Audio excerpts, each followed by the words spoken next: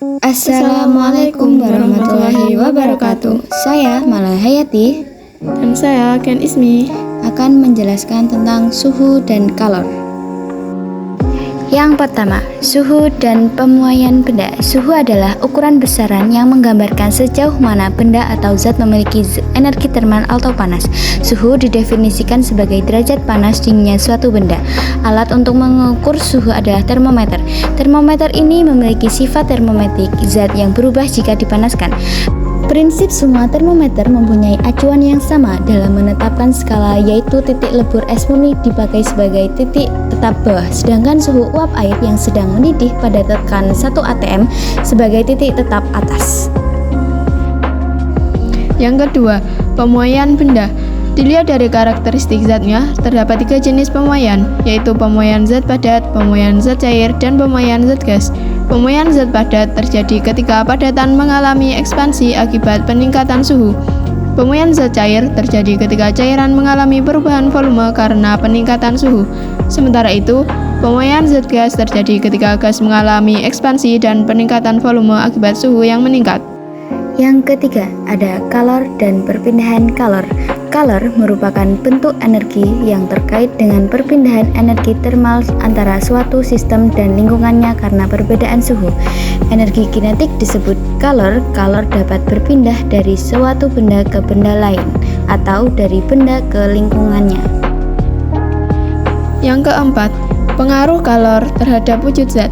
Es mencair atau menguap melibatkan kalor. Jumlah kalor yang diperlukan untuk mengubah 1 gram zat dari satu wujud ke wujud lainnya disebut kalor laten.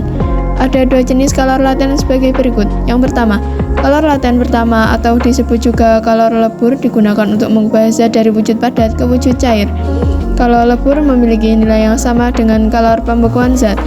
2. Kalor laten kedua atau disebut juga kalor uap digunakan untuk mengubah zat dari wujud cair ke wujud gas.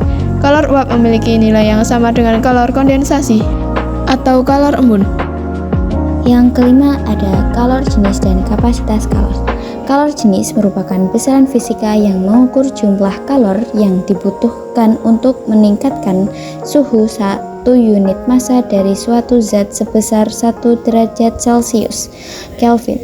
Kalor jenis dinyatakan dalam satuan energi per massa per suhu, misalnya joule per kilogram per Kelvin atau kalori per gram per derajat Celcius.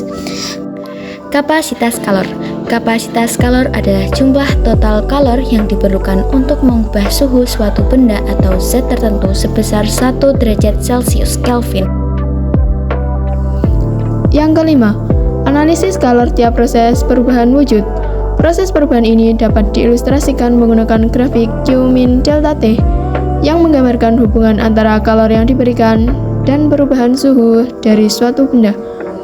Sebagai contoh, kita dapat menggunakan perubahan air dan bentuk padat menjadi bentuk gas. Grafik Q min delta T untuk perubahan ini dapat dilihat pada gambar berikut. Yang keenam, macam-macam perpindahan kalor. Yang pertama, konduksi merupakan perpindahan panas melalui zat padat yang tidak ikut mengalami perpindahan partikelnya. Apabila ujung sebatang logam dipanaskan di atas api, ujung yang lain akan menjadi panas. Hal ini menunjukkan kalor berpindah ke bagian yang memiliki suhu yang lebih rendah. Yang kedua, konveksi merupakan perpindahan panas melalui aliran yang zat perantaranya ikut berpindah. Jika partikelnya berpindah dan mengakibatkan kalor merambat, akan terjadi konveksi.